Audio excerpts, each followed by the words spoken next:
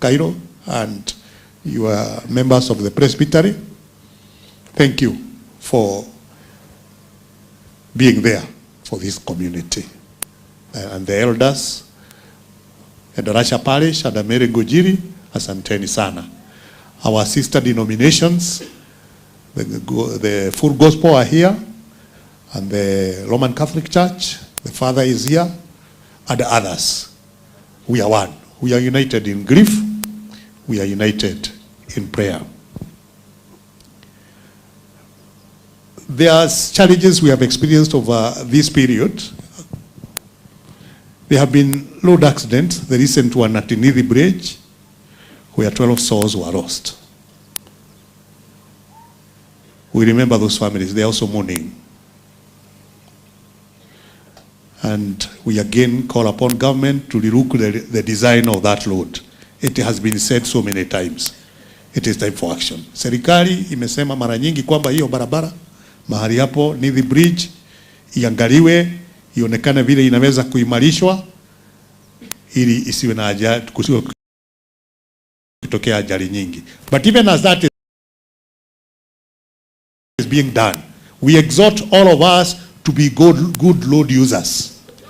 Hata barabara zikinengenezwa kiasi gani, tuwe tunaendesha magari tukiwa tumevuta bangi na tumekula miraa na tuko walevi, ajali bado zitatendeka. Hata barabara zikitengenezwa za dhahabu. Kwa hivyo watumizi wa barabara, kama wewe unatembea kwa miguu, kama wewe unaendesha pikipiki au tuktuk, kama wewe unaendesha gari kubwa na lori kubwa, tafadhali wajali wengine. Let's be responsible. The accidents we have in this country, many of them are out of human error. Hata kama tunasema Mungu ingilia na serikali ingilia, mara zingine ni sisi tumesababisha ajali hizi. Let us be careful in our use of roads. Even as government does what it should in terms of ensuring that our law enforcers, traffic officers, musiwahonge. Na nyinyi traffic officers, musihongeke. See, it takes two to tango. Kwa hivyo nyinyi ma traffic officers, nimeambia watu wangu wasiwahonge, wasiwatie kwa majaribu. Na nyinyi mkitua kwa majaribu, msiingie kwa majaribu. Sababu hayo mambo yanasababisha hasara katika nchi yetu. We are also concerned about human wildlife conflict. Kule Juja majuzi mtoto ameliwa na fisi, and other cases had happened. Can't that be stopped? Why do we have to lose children? What should be done? Wanyama wakae mahali wanapaswa kukaa, wanadamu wakae mahali wanapaswa kukaa. Lakini kama wanyama wanatoka porini, wanaingia kwa manyumba ya watu au kwa maskani ya watu, then we get such losses. We are very, very concerned about that. We are also challenging government, other than those few things that we have said, about power outage, kupotea kwa stima. Sasa imekuwa mazoea. Sijui kama stima zilikuwa zinangoja waziri mpya, Mheshimiwa pia wadai, ndio aje ndio zimutisha lesson. Because in the past 2 weeks tumepata ukosefu wa stima kwa njia kubwa. This is not acceptable, government, that we can have power outages in the entire country. Accidents can happen, cables can be broken, transformers can break down, but we cannot allow a situation where power is lost in the entire country for several hours, and we know how critical power is in running businesses in this country. Wale watu wako kwa jua kali na hata wa maduka makubwa na viwanda, they experience very heavy losses when there is power outage. This must be addressed, our leaders. This must be addressed, our government. Also, matters of addressing emergency must also be addressed, because we wish we had a very good road here.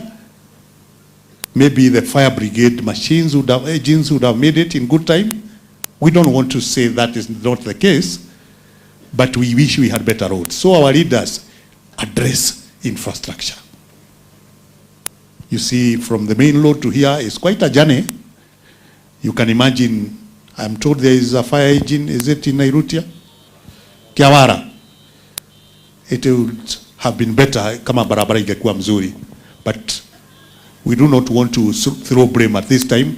Let's first comfort those who are grieving. But infrastructure need to be improved so that people can access, not just for emergency, but also these people are good farmers. I look at their farms and I see a lot of horticulture is happening here so that they can make to the market in good time and they can access their farms very well. Therefore, people of God, we also need to remind those managing schools to make them safe. This has happened here at Hillside. We pray it will not happen in some other place. There are some public schools, boarding schools, secondary schools that are very congested. I have been to those schools. Some of them are church-sponsored, although they are public schools. And the congestions in the dormitories are big. We must have more dormitories so that the recommended space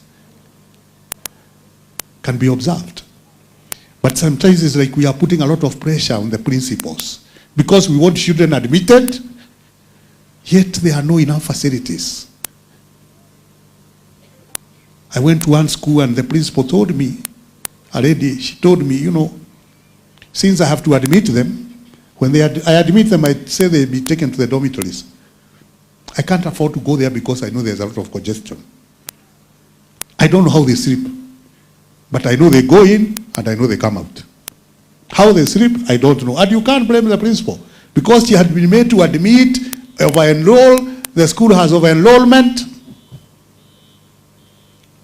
So even our principals, our teachers are also suffering in public schools because they have nowhere. I know one of the schools where they had to make one of their dining hall into a dormitory. So the students had to take their meals in the open air. Come rain, come sunshine. So there must be a lot of investment in our education. We can't afford not to invest in our children. And sometimes we are not investing in our children as we invest in ourselves. We, wazee, ni sisi tunakula pesa. Tunachukua pesa, tunatafuna. Watoto wetu hawana mahali ya kukaa, zingine tumefanya corruption. Tafadhali tuache ufisadi. Ili pesa iingie kwa watoto, sababu watoto tumezaa kwa wingi. We are blessed. We have so many children. We have so many young people. We cannot just give birth. We have to nurture and take care by providing employment to young people. Our young people are so many, they lack employment, they are all over.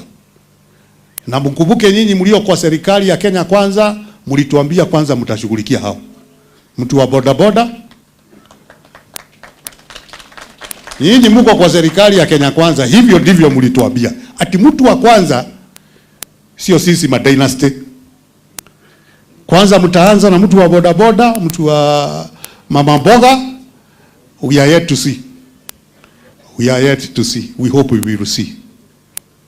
Otherwise we are concerned that we have so many young people in this country, a lot of children who are not properly taken care of. It's very sad that our young people are on the road hawking all manner of things. You see young people on the roads hawking anything they think can be bought, persuading you, almost forcing you, buy it, because they are looking for a livelihood. Bona hatulengalegwi na machozi kama viongozi tunapoona vijana wetu, watoto wetu wasio na kazi wakitaabika?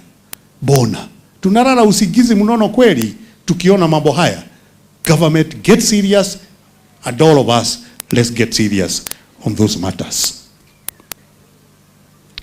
We came to comfort, So I do not want to talk much beyond what I have said, but prophecy must be spoken at all places.